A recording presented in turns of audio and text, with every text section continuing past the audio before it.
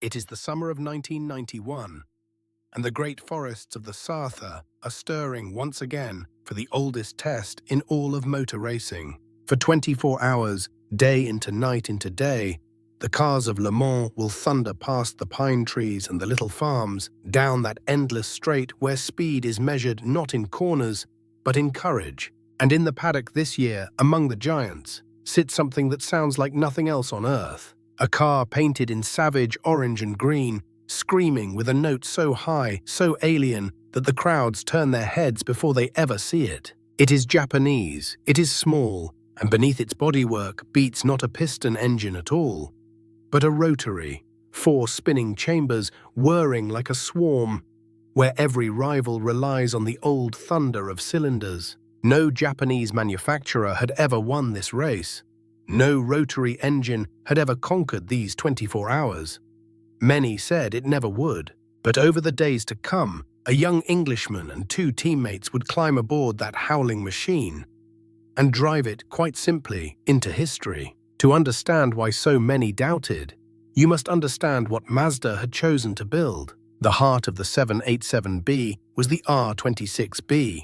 4 rotors, no pistons, no conventional valves, just a series of triangular chambers spinning tirelessly within their housings, singing a note that climbed toward 9,000 revolutions and beyond. It was compact, it was light, and it was astonishingly smooth, delivering something close to 700 horsepower to the rear wheels. But rotary engines had a reputation, and it was not a kind one. They were thought to be thirsty, fragile, unproven over the brutal distance that Le Mans demands. For years, Mazda had come to the SARTHE and come away empty-handed, learning, refining, enduring the quiet humiliation of the also-ran. This time would be different. This time, the little machine from Hiroshima was ready, and the men who would drive it were about to be tested as never before. The 3 men chosen to carry this improbable dream were an unusual trio, drawn from 3 different corners of the racing world. There was Volker Weidler of Germany and Bertrand Gachot of Belgium, quick, seasoned, hungry, and alongside them a young Englishman named Johnny Herbert, whose story carried a shadow all its own. For Herbert had, only a few years before, suffered a horrific accident in Formula 3000.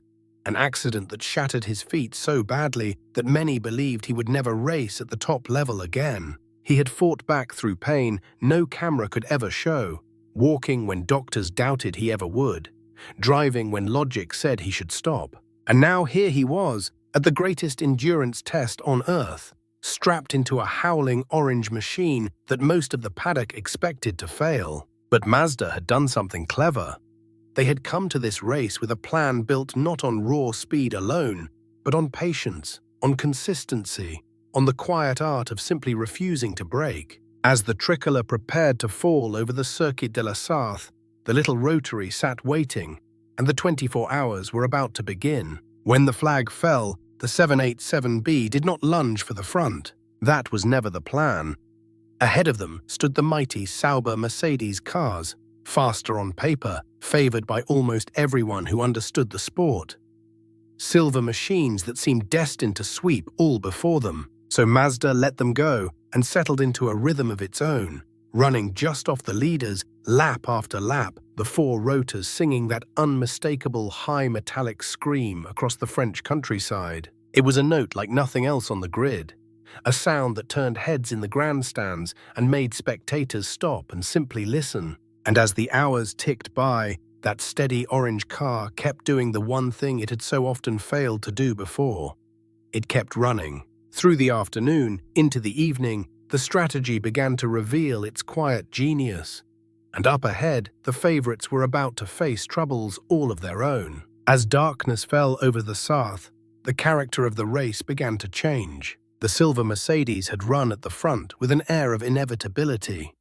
But endurance racing has a way of humbling the confident, and one by one the favorites began to feel the strain. There were delays, small troubles, moments of trouble that grew larger in the cold of the night, the kind of problems that cost not seconds but precious minutes in the pits. And through it all, the orange Mazda simply kept its head down and kept working.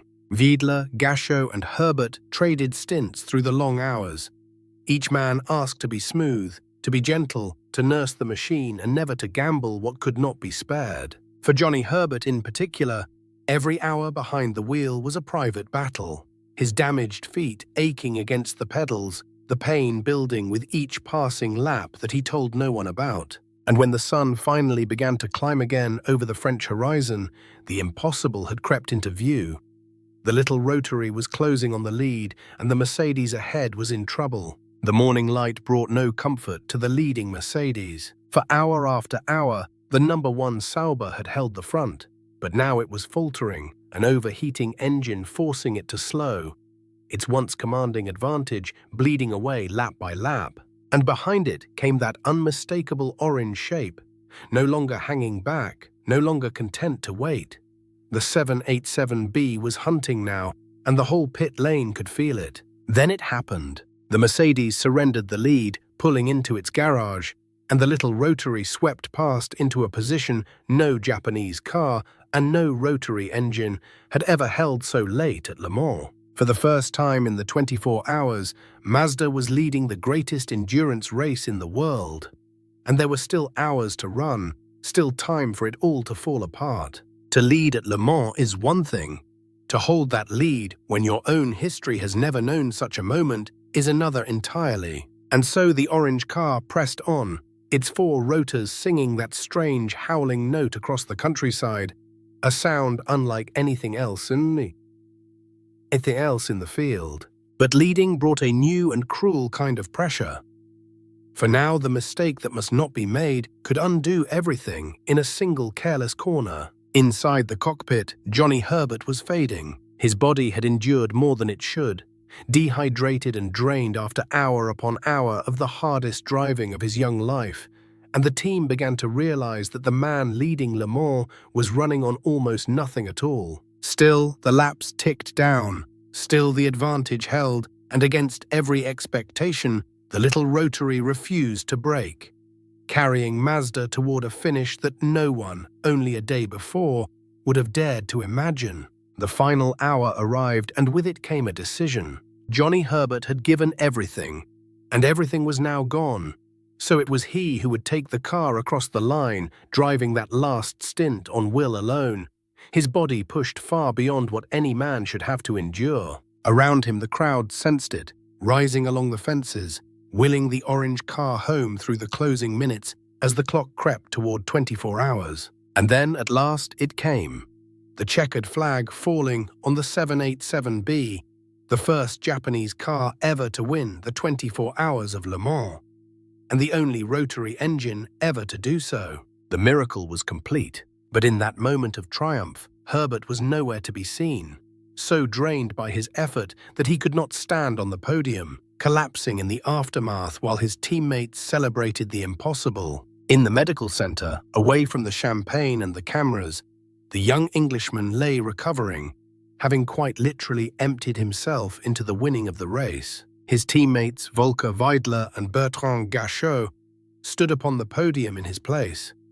And there was something almost fitting in that absence, for this had been a victory of 3 men, and of many more behind them.